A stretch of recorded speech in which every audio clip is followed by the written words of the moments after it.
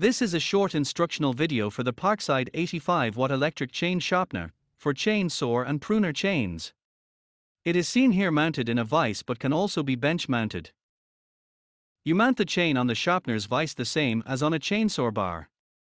Then flip over the vice's stop on top of the chain, which sets the amount to be ground off each tooth. The important thing is to check the angle, depth and amount being ground off before starting the grinder. A chainsaw chain needs very little removed to make it sharp again unless very blunt. The angle this vise is set to for the chainsaw tooth is 30 degrees. You will also notice that every other tooth is in line with the grinding disc, so you sharpen every other tooth, then set the vise to the opposite hand to do the rest. You also make sure the chain is back against the stop each time so it doesn't move forward while grinding. This chain is sitting a little too far forward on the stop, so we loosen the stop adjustment screw a little to bring back the chain so the disc just rubs past the edge of the tooth. And again check the clearance. Now we notice that the grinder is dropping too far past the tooth, which would damage the chain's links, so we lift the grinder up by lowering the depth screw on the top of the motor beside the switches. Now that it is above the chain on the stop, we screw out the depth screw again while holding the grinder down in the cutting position till it is set just above the chain links, as the top silver tooth is all that needs sharpening. Once set, you can now begin sharpening by switching on the grinder with the start button and lower gently onto the chain. You should only need to see a few sparks to be making the chain sharp again. If you see a lot of sparks, check that the chain hasn't moved forward from the stop.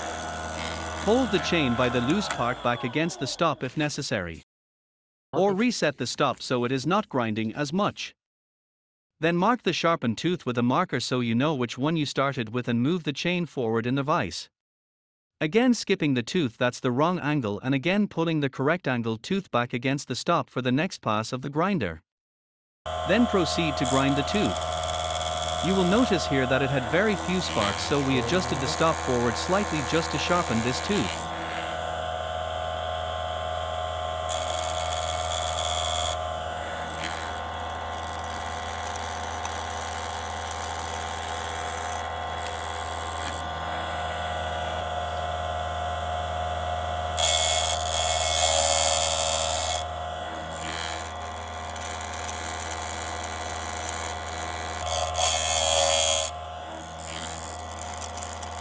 The important thing is when pulling the chain back against the stop, or holding the chain, always hold it behind the tooth or between teeth so you don't get cut by the chain.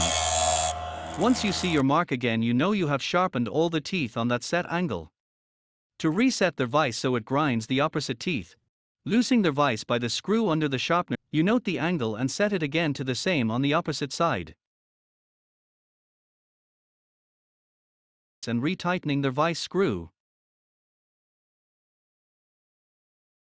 You can now flip back the stop to move the chain back one tooth, so that the grinder now lines up again with the grinding disc again, checking everything before starting grinding again.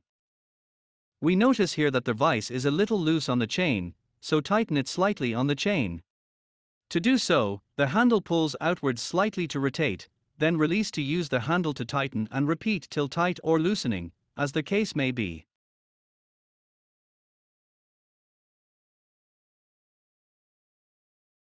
Checking this angle and depth is a little more tricky to see, but take your time to set it up and then it'll be ready to sharpen the rest of the chain.